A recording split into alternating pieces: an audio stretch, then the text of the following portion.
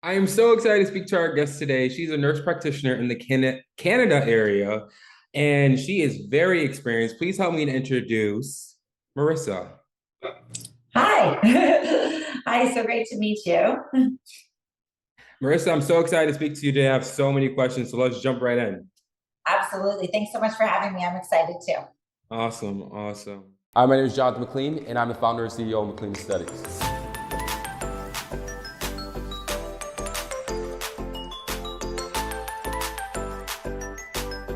Welcome to the dark side. Let's go.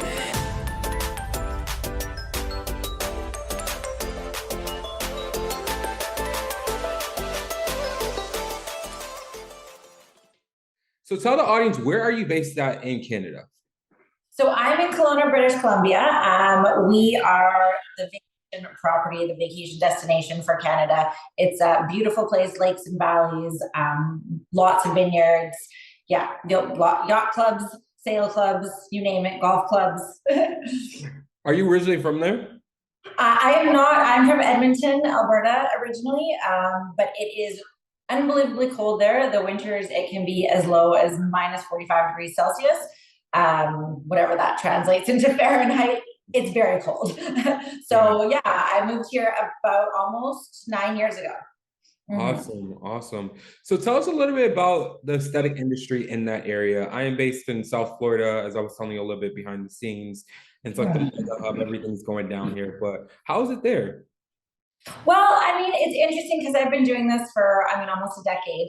And when I first started, it was, there was about three, four kind of main clinics, and that's where everybody went. But I find that in the last couple of years, there's been a lot popping up. I think since the pandemic, a lot of nurses, a lot of physicians were really getting burnt out in the hospital practice, and so I'm seeing a lot more people on the scene now, which is great. I think it's a good community as well. I know most of the practitioners out here, and everyone's super supportive. A good friend of mine practices literally a block away from me, and her and I go for lunch. So yeah, yeah, it's actually it's a great industry. Mhm. Super cool. I know that's very enjoying, have somebody to fall back on. Is it Mhm. important to have community in this industry?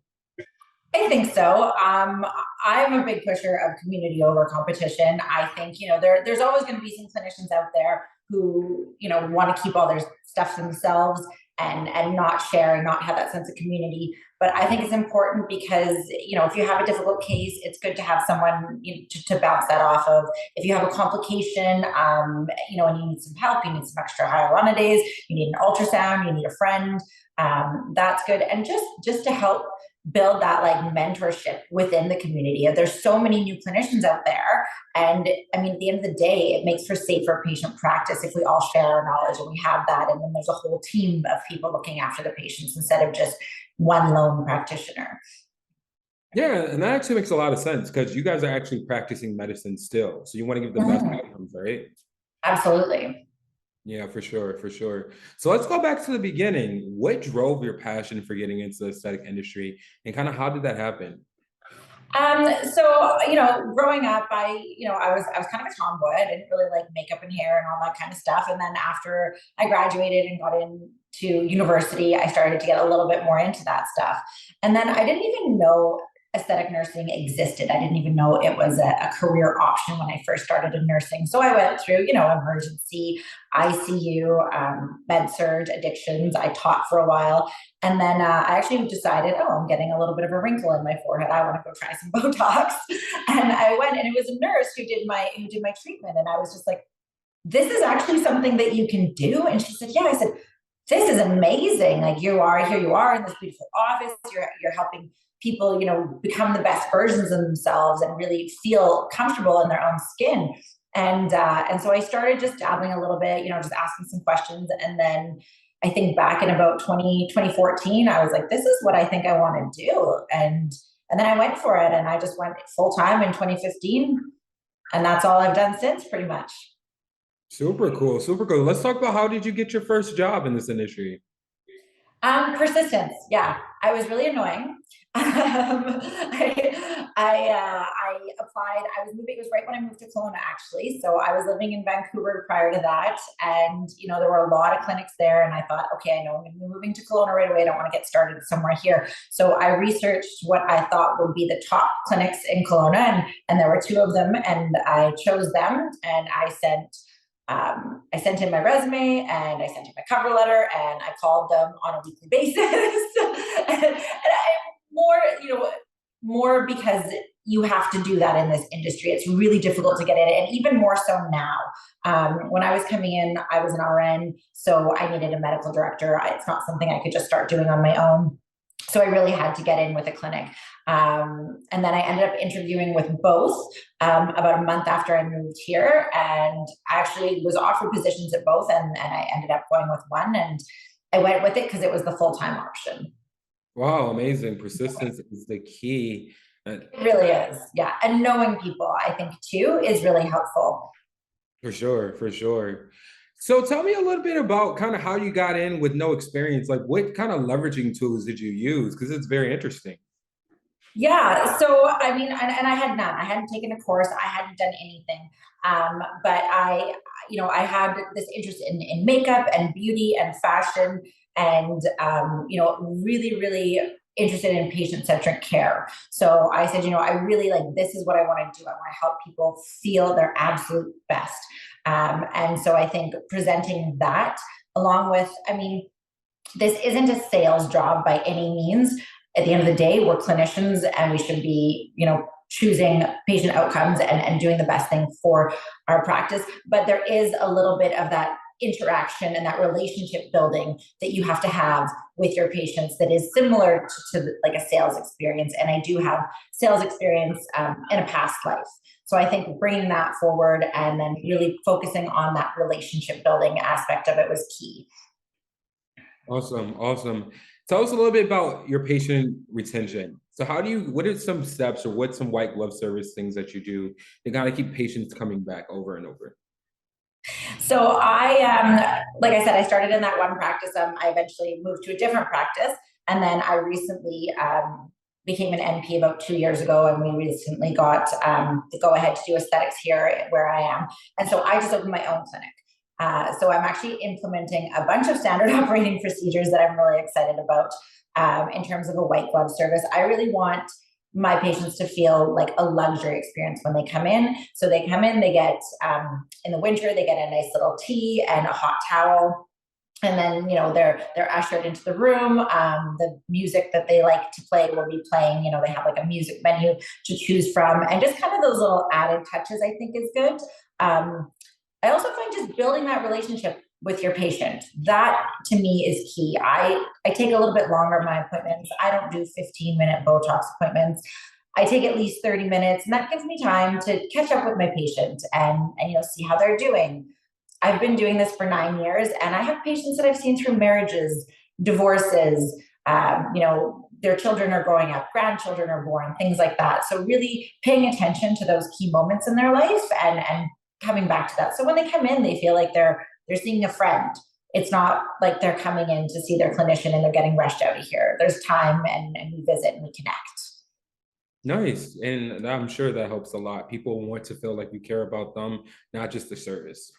Totally. And even in the way I do my treatments and design my treatment planning when it comes from the medical aspect, I look at them as a whole. I'm not just saying, okay, you're coming in and you're getting Botox here. Like, let's look at your skin health. Let's look at your lifestyle. Are you getting enough sleep? Are you doing stress reduction stuff? Are you drinking enough water? Like, what's going on in your life that we can really make your treatments last as long as they can, so you can present the best version of yourself. But we all know that getting enough sleep and really taking care of ourselves from the inside out, eating properly and that kind of thing, quitting smoking, that type of thing are very important. And here in Kelowna, we are semi-arid. It is sunshine all the time in the summertime. So even just like the SPF and everything. So I think building all of those aspects into your treatment plan. So I always talk about skincare. These are the injectables. I don't do laser services, but I refer people out for laser services. So really that holistic approach. I wanted to talk about the autonomy of a nurse practitioner in your area. Now, I know you said when you were RN, you needed a medical director. As an NP, what are some things that you're allowed to do on your own? So as of now, so as an NP, we were pretty much completely independent in most areas other than aesthetic nursing. So in Canada, I believe NPs are, across Canada, were already independent in aesthetic nursing. However, BC, we were the last to adopt nurse practitioners. We only have almost 800 of us. There's not a lot of us here. So I think the aesthetic medicine piece was really at the bottom of their list of things to allow us to do and to build a policy for. So we only recently had that policy made. That was August 2nd of this year, actually.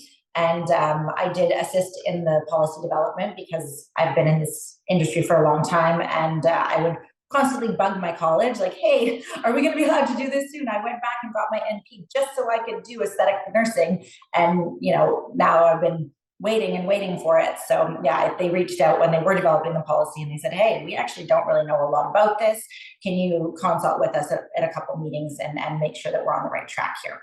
So now we can medically direct. We can have RNs and LPNs under us to do cosmetic procedures, and we can fully do them independently. Wow, that's a really big deal. You actually going back and actually helping to fight for new laws and things of that nature. How important is that for all NPs to stay on top of that? Yeah, no, it's really great. I actually just met with the president of our association on the weekend. She's getting into aesthetics now, and she was very excited because she said she's also been waiting, 2 years for this. But essentially, I was just practicing as an RN. I had my NP, but I was just practicing as RN under a medical director until just this August. So it's only been a couple months. Wow, wow, fantastic. So let's talk about your practice now. Tell us a little bit about what you offer there and what people can find when they come and visit you. So currently in my practice, I offer neuromodulators, obviously, fillers. I do some biostimulants as well. I've just brought in PRP and PRP microneedling. And I do a couple chemical peels here and there. Mostly I do the injectables. I focus on the injectables and the skin health. So obviously I have a couple skincare lines in here that we do. And then, as I mentioned, those procedures are more targeted at skin health. I don't offer any laser-based services. However, in my building where I'm located, there is a laser clinic that is just upstairs. And they have every laser on the planet. So if I think, in my treatment plan that a patient would be appropriate for that, then that's usually where I'm going to refer them to, because that's not something that I currently offer. Because I'm brand new right now, I'm a bit of a one-woman show. I have an MOA and office reception staff that will be starting in January, and I have an RN that's going to be coming on as well. Nice growth. I love to see it. I love it. How hard was it to kind of open your own practice, and what were some challenges that you went through? Oh gosh, everything. I think it's interesting. I would say the hardest thing was actually knowing what to do and how to do it. There is no guide. There is no book that says, okay, this is what you need to do, and this is how you market, and this is how you get it. I didn't even know I needed a business license. Like, it's just, as clinicians, we're not taught that. We're not taught how to run a business. We're not business minded, most of us. I'm sure some are, but I'm not. I don't have an MBA. I don't have business experience. So give me a needle, I can inject a face. I can assess face. I can talk to you about your skin concerns, but run a business, I have no clue.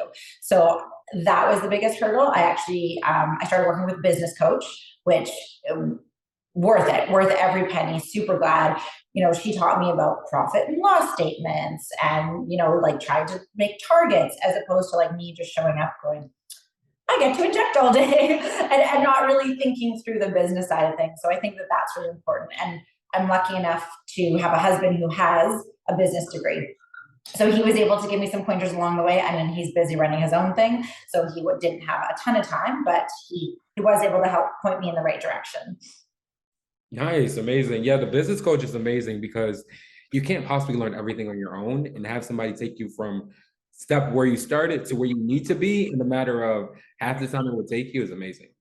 Yeah, and it's amazing. You don't know what you don't know, right? Like, you just are kind of flailing along, and you don't really realize all those things. Like, she started talking to me about your KPIs, and I said, what's a KPI? And she's like, oh, key performance indicator. I'm okay, great. Just writing all these notes down. So yeah, I think that was probably the hardest thing. Yeah, for sure. I can guarantee probably. So tell us a little bit about the trends that you're seeing in the market right now in your area. Like, what are customers asking for the most when they come and see you? I mean, I think everyone's first foray into aesthetics is usually toxin, right? So like a Botox, Juvo, Nuceiva, Dysport, whatever, what have you. That's usually everyone's kind of first step into the market. I personally focus on full face rebalancing in terms of injectables. So if I'm doing talks, I'm doing usually at least a full upper face, if not a full face, including lower face. Same thing with fillers. Um, we have a really interesting population here. It used to be, they called it, what was it, newlywed and nearly dead. So lots of really young people and lots of very old people. But we've been seeing an influx of a lot of people. I think with housing prices rising in Vancouver, we're getting a lot of people from Vancouver, Toronto, New York moving to Kelowna. So now we're seeing this mix of people that are coming in. So it really varies. I think those like cut cheekbones and the cut jawline and the Russian lips are kind of starting to trend out of style. We still see a little bit of that in the younger population, the millennials. But my practice, because of what I focus on, I tend to see a lot of 30 to 55-year-olds. And then yeah, they're usually coming in not necessarily knowing what they're wanting. And then we take it from there. How big is it to have a global perspective on the industry? I'm sorry, can you ask that again? How important is it to have a global perspective on the industry?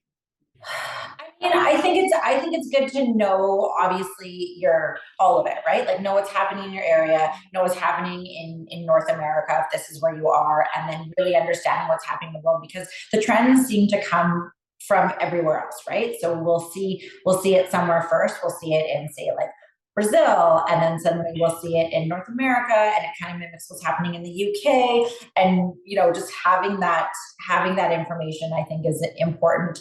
Um, just to know how to run your business and to know what's coming, and even just patient safety, right? Like having research that's done in the UK and Scotland and wherever, it's all the same, right? The hyaluronic acid we're injecting everywhere, it's all the same.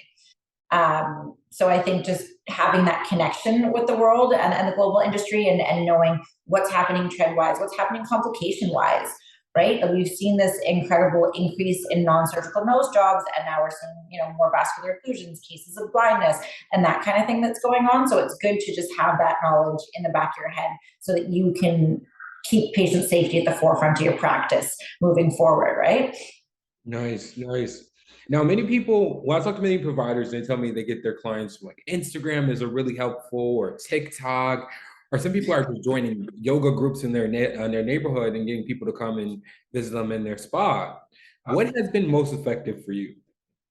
It's interesting that you should ask that. I was actually just talking about marketing with my business coach this morning before I was on this call with you. I was on a call with her, and we were talking about marketing. And I found that I did Instagram, and I found that Instagram was super helpful when I was at the first clinic I was at, and when I was doing more basic stuff, when I was doing just kind of some cheeks and some lips, because it really targeted that younger demographic.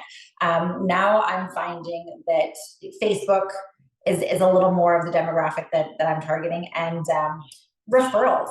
Really, I think that to me that networking and that referrals is important. So when you say joining yoga groups, I think that is probably now what's helping me the most. Joining these women's group, we have a group here called Wine Women Wellbeing. We just drink wine and we hang out and we have these events, and they're really great, and it's really builds that sense of community, and just going and meeting those people, and oh that's what you do, that's so interesting, and making those connections. So I really think that relationship building and making those connections, that way. So yeah, like joining a yoga group. I was gonna say joining a mom's group, but I'm not a mom. But I'm like, but if you are a mom, like that would probably be really helpful. Things like that. I don't know. Yeah, Yeah, no, I that's agree. it. I agree 100%. Like providers always ask me, how can I get more customers? How can I get, I'm like, join a group in your neighborhood and I promise you they'll come. Yeah, absolutely. Join those groups and do that networking, even, connecting with, a real estate agent in the area who can recommend you to other people because they're seeing, lots of new people move into town, things like that. So I have a couple connections with real estate agents where I'm like, hey, if you have someone coming in and you think they're interested, send them my way. Wow, that's actually a really good tip. That's a really, Yeah. really for sure, for sure. So with working all the time and doing marketing and doing everything, how do you like kind of how do you have a work-life balance? And what do you do when I guess your off time to stay mentally sane?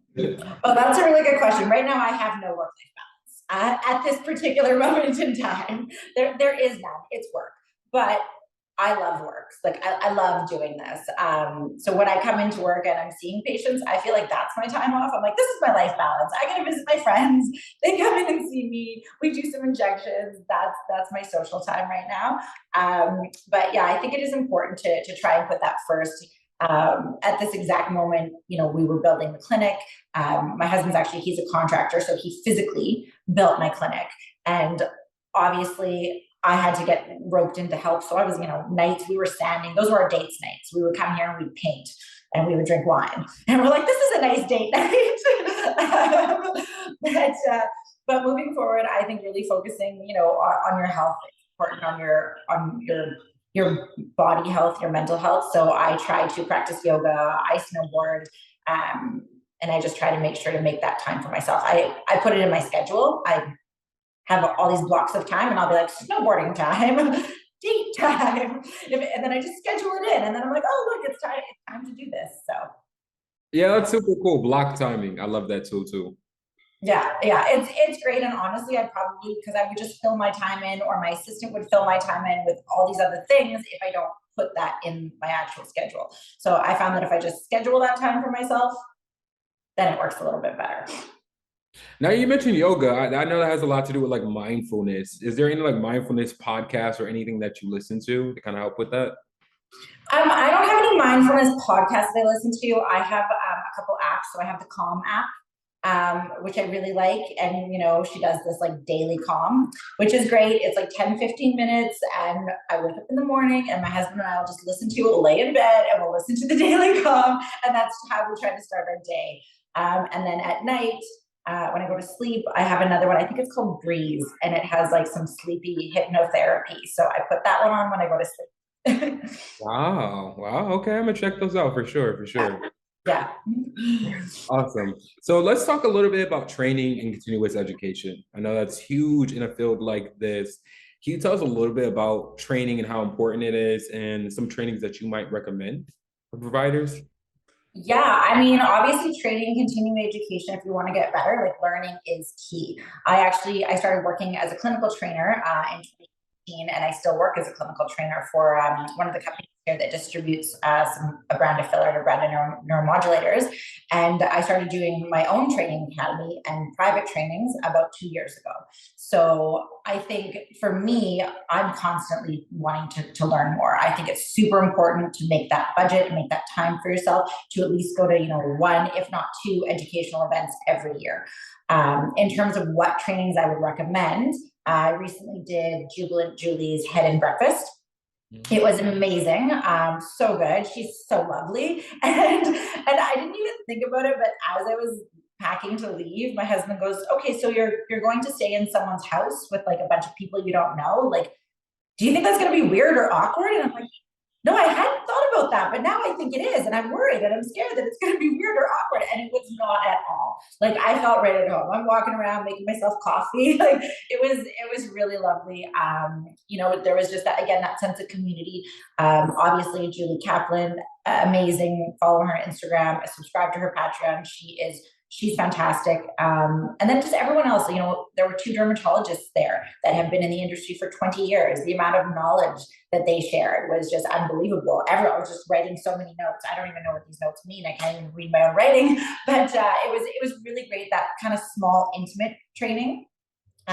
This next year, I was just saying to you offline that I'm planning to go to Miami for the Arthur Swift masterclass. I've heard him speak before at events, but this will be a 3-day event, and I think that it'll be really good.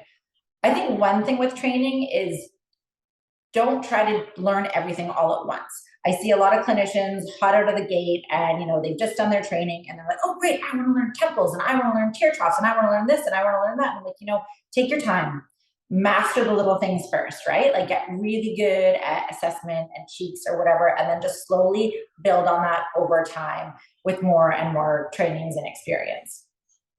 That's amazing. And I'm glad you mentioned Jubilant Julie because she specializes, I feel like, in one thing and she makes it really great. Do you think it's great for a provider? Can every provider do that? How do you feel about specializing in one really good thing? Oh, like kind of just like niching down. I mean, I think that if you specialize in one thing only, it makes you better at that. So I was actually having this conversation again this morning. I went in for my yearly skin cancer mole check with a physician who I know and I've worked with before ages ago.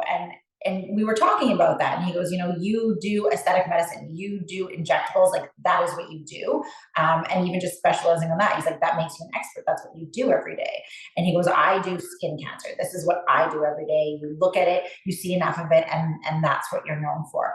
Julie, she does, she focuses a lot on complications and complication management. And she just kind of became this complication expert out of her own complication, right? So I think doing that really helps you to hone that skill and become an expert in that particular area. Amazing, amazing. I agree. I agree. When you become niche and you really specialize and focus on it, you can grow so much more and be able to do so much more for the patients that you serve. Right, and that's what you become known for, right? So I mean, I do non-surgical rhinos, and I know a lot of clinicians in the area that don't because of the complication rates. I have trained. I'm actually planning another training. My two trainings for 2023 is I would like to do Dr. Ayad Harp. He's a physician in the UK. Amazing. I've done a couple days with him already, but he specializes in non-surgical nose jobs, and he has like a 5-day course coming up in February, which I am hoping to go to. Wow, it's amazing. I see so many providers try to stay away from the non-surgical because it's so high risk. How did you become so comfortable with that? Dr. Harb, I think there's definitely risk involved. There's risk involved in everything that we do. And I think if you know how to do it safely, like go slow. I take 45 minutes to inject like zero 0.3 mLs into a nose. I take a lot of time. I put in tiny little droplets. You're going to have a complication eventually. It's inevitable. You do this enough, you're going to have a complication. That's how it is. So just being prepared for that and knowing that, if I'm putting 0.001 in an injection, I know that I'm not going to cause a blindness with that amount, right? Like it's not enough to actually backflow and retrograde into there to have that complication. Could I possibly cause a vascular occlusion? Yes, I could. But I have hyaluronidase, I have it drawn up, I'm ready to go. If that happens, I know that it's going to be okay. So just practicing that complication management, and then just doing everything safely and slowly, and that's how I feel okay about it. Yeah. I know you mentioned some people before that were really great in the industry. Is there any other people you can mention for providers to follow that are great in the industry or add a lot of value or knowledge? Yeah, I mean, I think if you're a newer provider, Dr. Tim Pierce, I'm sure you're familiar with him. He's got a lot of online things. I did his online complications courses. I thought it was fantastic. GM Aesthetics, I want to call her. Her name is Gillian Murray, and she is based in Scotland, I want to say, and she is fantastic for complications education. Dr. Jake Sloan, he has the Inside Aesthetics podcast. He's based in Australia, Sydney, I believe. So that podcast, they touch on a bunch of aesthetic stuff. So they talk about complications, they talk about this. He has different guests every week. And it is probably the number one podcast that I recommend to everybody. Wow, amazing, amazing. I'm going to list all those below so everybody can check those out and follow those people. Well, thank you so much for sitting down with me, speaking more about the aesthetic industry. Tell everybody where they can find you and what you got planned next. Oh, yeah. All right. So you can find me in Kelowna, British Columbia. On Instagram, I am np.marissa.aesthetics. Or you can follow either of my companies. I have Onyx Beauty Lab, which is the clinic I have here in Kelowna. And then I have injectable.academy, which is the training academy that I am running and doing. And I think that that's probably what you can expect from me next is I will continue to build and grow on that training academy. I think that I want to introduce courses like business for clinicians, right? Like here's a course on business, here's how you do it, here are the steps to getting started, and just those things that aren't necessarily addressed with other courses. I agree, and that's going to be amazing. So I can't wait. We have to keep in contact so I can update everybody when that comes Yeah. out. Yeah, absolutely. It's a lot of work. So, don't hold your breath. I tend to bite off more than I can chew. I take on a lot, but it'll get done eventually. Yeah, for sure, for sure. Well, until next time, bye. Bye. Thank you so much.